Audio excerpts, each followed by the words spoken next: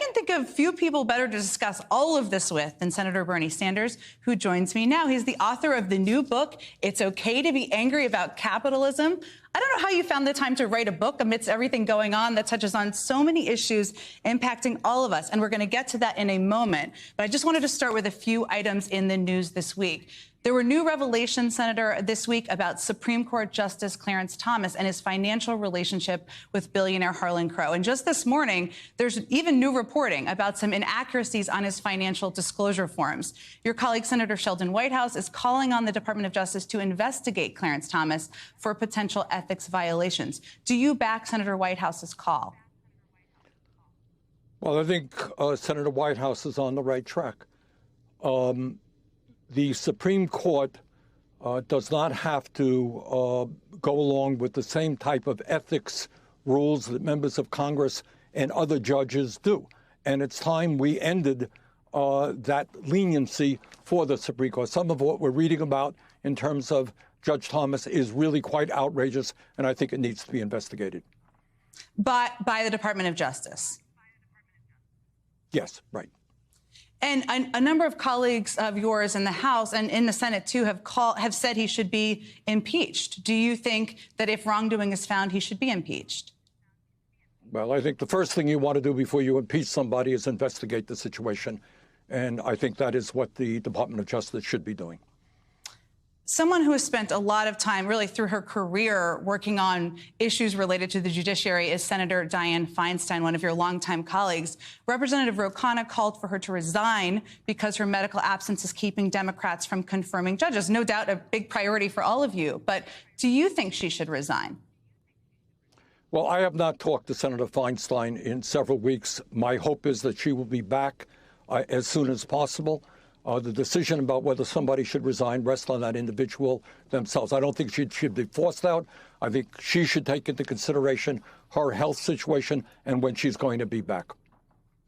You're the chairman of the Senate Health Committee. It's a lot going on with that committee right now, which has oversight over the FDA. And right now, approval for the abortion pill could be revoked. It's really hanging in the balance. Should courts have the ability to rule to take a drug away from millions of people, like this, but also others? Look, this is a continuation of a fundamental attack on women's rights.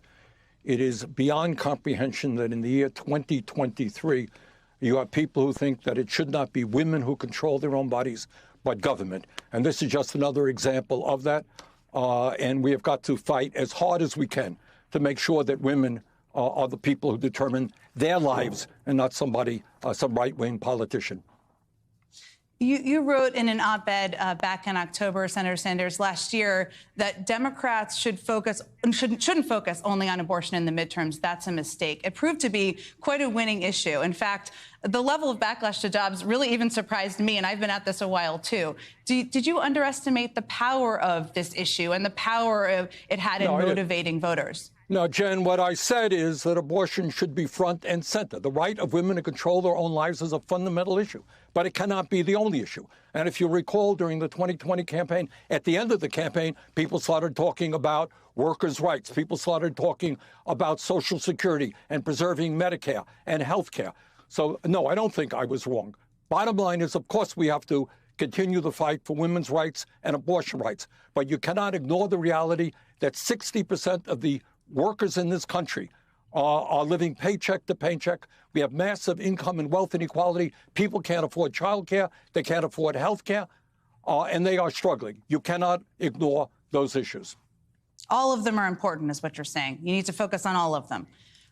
We just got new details, Senator, about another mass shooting. This one overnight in Alabama at a teenager's birthday party. A lot of details are still coming out.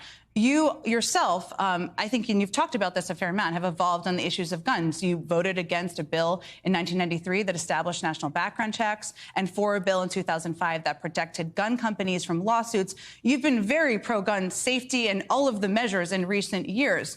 As gun reform advocates are looking to try to move people to actually do something, what can they learn from you about your own evolution on this issue, about how to approach it? Well, let's be clear, Jen. Let us be clear. 1988, when I ran for Congress the first time, I supported a ban on assault weapons. All right. And I come from a rural state. A lot of people are hunters here and do target practice, etc. But where we are right now, what the world has seen horrifically, unspeakably, in the last 20 plus years are these terrible, terrible mass shootings in schools and elsewhere. And the very good news is that ordinary Americans in large numbers understand that we need at least common sense gun safety legislation. That means people who should not own guns for a variety of reasons based on their background must not have that. We need universal background checks, in my view, for last 20 plus years. I think that when you're looking at these automatic weapons that are designed to kill people rapidly, these are military weapons. These are not weapons that should be in our civil society.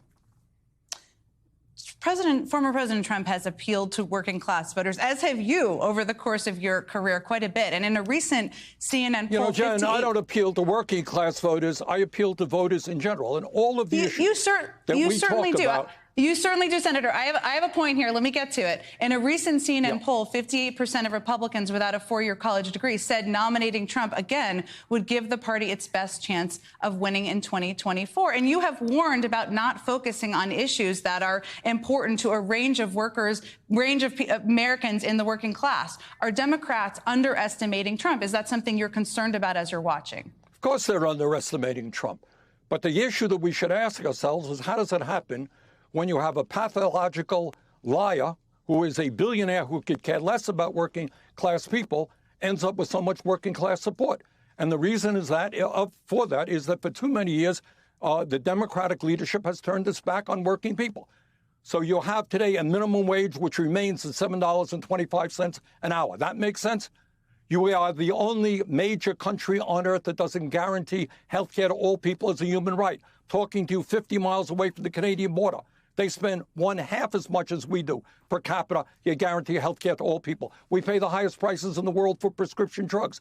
We have corporations who are making it harder for workers to join unions. We have a child care system, which is a total disaster. Do you think we're paying attention to the needs of the working class in this country?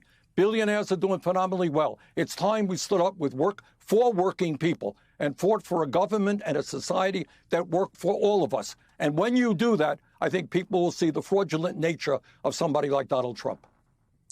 President Biden said this week he plans to run for re-election, but he is not yet prepared to announce.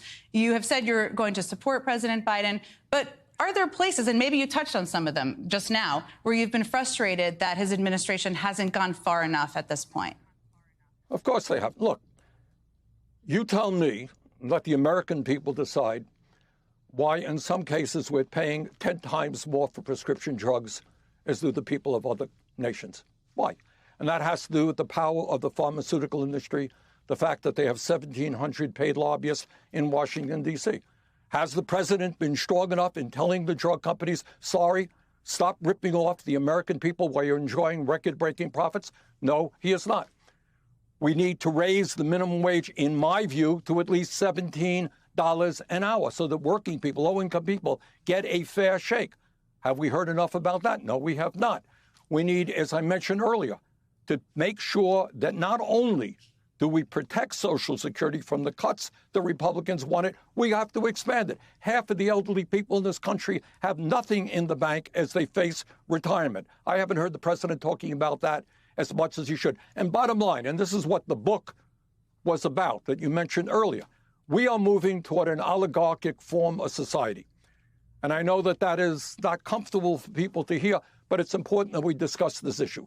We have more income and wealth inequality today than we've ever had. We have more concentration of ownership than we have ever had. We have a corrupt political system which allows billionaires through super PACs to buy elections. Those are some of the issues we need to discuss on corporate media. We need to discuss in the United States Congress. The title of your book, It's Okay to Be Angry About Capitalism, really did sit with me. It is a memorable book title, Senator. Of all the things voters are angry about, and there are many, abortion, the lack of progress on gun reform, even Clarence Thomas's questionable relationship with a billionaire. I know how you feel about billionaires. Why should capitalism be at the top of that list? Why was that important to be in the title of that book? Jen, what's important? Abortion is a huge issue.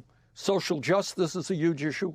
But, you know, sometimes the corporate media forgets about it and Congress forgets about it. You and I are chatting today. Do you know that there are tens and tens of millions of Americans who cannot afford health care, who are scared to death that if their kid or their parent gets sick, they don't know what's going to happen? There are people working for starvation wages. There are moms who can't afford to send their kids to decent childcare, can't even find a slot. Those are issues of enormous consequence we don't talk about. Now, you tell me, you got 3 people on top today who own more wealth than the bottom half of American society. Is that an issue we should be talking about? Does that sound like we have an economy that works for all of us or just the few? Is that an issue worth discussing?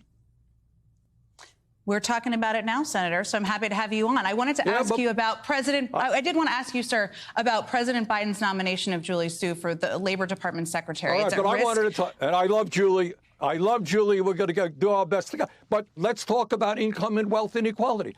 Let's talk about concentration of ownership. Let's talk about corporate ownership of the media.